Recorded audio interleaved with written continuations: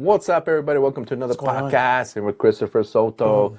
So today we're going to talk about what happened in December with values of homes, what the forecast for 2026 and going forward, and what we expect things to happen, and rates. Yes. Things that have actually calmed down for rates and good news for buyers. Yeah. So tell us, Edgar, what did you see happen in December coming into 2026? So, I mean, every year we see the market slow down for December, and just like every year, we see homes kind of dip down a little bit. So they went down about 0.4% year over year, which was always as expected. But, you know, everybody just tends to make it a big deal, which, you know, we tend to always see in our market a slowdown. But now that we're starting to see rates dip down a little bit, we're starting to see that there's an improvement in values, and expectations are, per Fannie Mae, that we're going to see a 2.15% increase in value in 2026, which means that we're going to see rates dip down. That's going to create a little more demand. Nice. Rates right now have dipped for FHA like in the mid fives, so that's a big help from where they were in the higher sixes. Yeah. And there's an expectation over the next 5 years for homes to go up about 3.5% year over year. So a $500,000 house right now in 5 years could be worth about $70,000 to $75,000 more. Right, that's what Fannie Mae's saying. Yeah, and to be honest with you, I mean, this to me feels like there's a huge expectation, but I feel that will only happen if the labor force and the labor market stays consistent.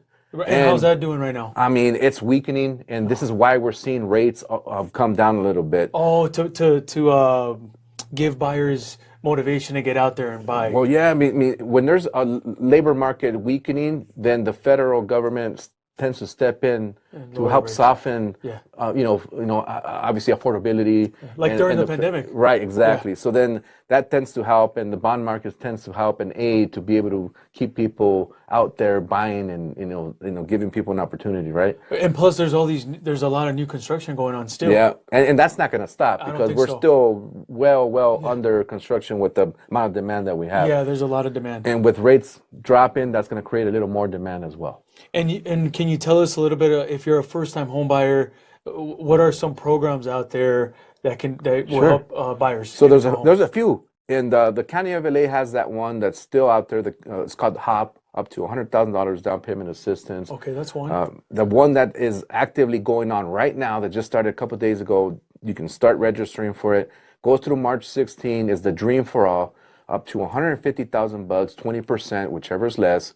So, for example, if you're buying a house, $550,000, 20% is $110,000 that you can get for your down payment or closing costs.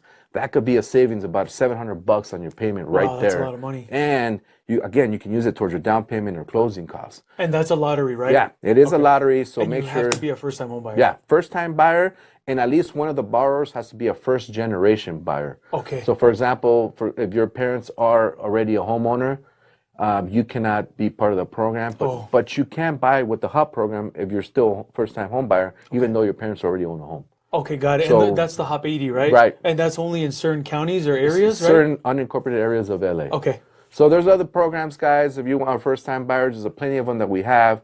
And again, there's still FHA, 3.5% available. There's always options out there. There's always options. Just gotta let us know. And then reach out to us for information. So just give you an example.